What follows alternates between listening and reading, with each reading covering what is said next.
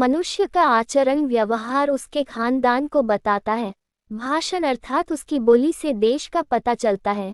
विशेष आदर सत्कार से उसके प्रेम भाव का तथा उसके शरीर से भोजन का पता चलता है। दुर्जन और सांप सामने आने पर सांप का वर्ण करना उचित है, न कि दुर्जन का, क्योंकि सर्प तो एक ही बार डसता है, परंतु दुर्जन व्यक्ति कदम कदम पर बार बार डसता है। अति सुंदर होने के कारण सीता का हरण हुआ, अत्यंत अहंकार के कारण रावण मारा गया, अत्यधिक दान के कारण राजा बलि बांधा गया। अतः सभी के लिए अति ठीक नहीं है। अति सर्वथा वर्जयते, अति को सदैव छोड़ देना चाहिए। कन्या का विवाह अच्छे कुल में करना चाहिए। पुत्र को विद्या के साथ जोड़ना चाहिए। दुश्मन को विपत्ति में डालना चाहिए और मित्र को अच्छे कार्यों में लगाना चाहिए। इसलिए राजा खानदानी लोगों को ही अपने पास एकत्र करता है, क्योंकि कुलीन अर्थात अच्छे खानदान वाले लोग प्रारंभ में, मध्य में और अंत में राजा को किसी दशा ने भी नहीं त्यागते।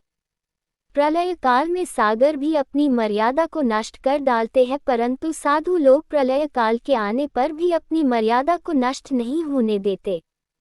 मूर्ख व्यक्ति से बचना चाहिए। वह प्रत्यक्ष में 2 पैरों वाला पशु है। जिस प्रकार बिना आंख वाले अर्थात अंधे व्यक्ति को कांटे भेदते हैं, उसी प्रकार मूर्ख व्यक्ति अपने कटु व अज्ञान से भरे वचनों से भेदता है। रूप और यौवन से संपन्न तथा उच्च कुल में जन्म लेने वाला व्यक्ति भी यदि विद्या से रहित है तो वह बिना सुगंध के फूल की भांति शोभा नहीं पाता। कोयल की शोभा उसके स्वर में है, स्त्री की शोभा उसका पतिव्रत धर्म है, कुरूप व्यक्ति की शोभा उसकी विद्वता में है और तपस्वियों की शोभा क्षमा में है।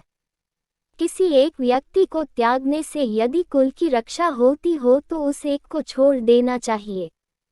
पूरे गांव की भलाई के लिए कुल को तथा देश की भलाई के लिए गांव को और अपने आत्मसम्मान की रक्षा के लिए सारी पृथ्वी को छोड़ देना चाहिए। उद्योग धंधा करने पर निर्धनता नहीं रहती है। प्रभु नाम का जप करने वाले का पाप नष्ट हो जाता है। चुप रहने अर्थात सहनशीलता रखने पर लड़ाई झगड़ा नहीं होता और वो जागता रहता है अर्थात सदैव सजग रहता है, उसे कभी भय नहीं सताता।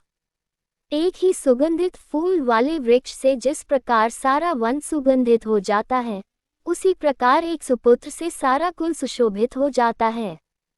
आग से जलते हुए सूखे वृक्ष से सारा वन जल जाता है, जैसे कि एक नालायक कुपुत्र लड़के से कुल का नाश होता है। जिस प्रकार चंद्रमा से रात्रि की शोभा होती है, उसी प्रकार एक सुपुत्र अर्थात साधु प्रकृति वाले पुत्र से कुल आनंदित होता है। शौक और दुख देने वाले बहुत से पुत्रों को पैदा करने से क्या लाभ है। कुल को आश्रय देने वाला तो एक पुत्र ही सबसे अच्छा होता है। पुत्र से 5 वर्ष तक प्यार करना चाहिए। उसके बाद 10 वर्ष तक अर्थात 15 वर्ष की आयु तक उसे दंड आदि देते हुए अच्छे कार्य की ओर लगाना चाहिए। 16वां साल आने पर मित्र जैसा व्यवहार करना चाहिए।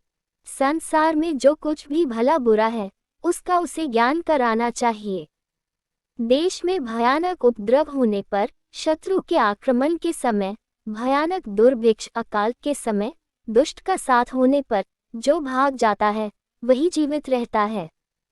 जिसके पास धर्म, अर्थ, काम और मोक्ष इनमें से एक भी नहीं है, उसके लिए अनेक जन्म लेने का फल केवल मृत्यु ही होता है। जहाँ मूर्खों का सम्मान नहीं होता, जहाँ अन्न भंडार सुरक्षित रहता है, जहाँ पति पत्नी में कभी झगड़ा नहीं होता, वहाँ लक्ष्मी बिना बुलाए ही निवास करती है और उन्हें किसी प्रकार की कमी नहीं रहती। आपको हमारी वीडियो अच्छी लगी हो तो वीडियो को लाइक करें और चैनल को सब्सक्राइब करें। धन्यवाद।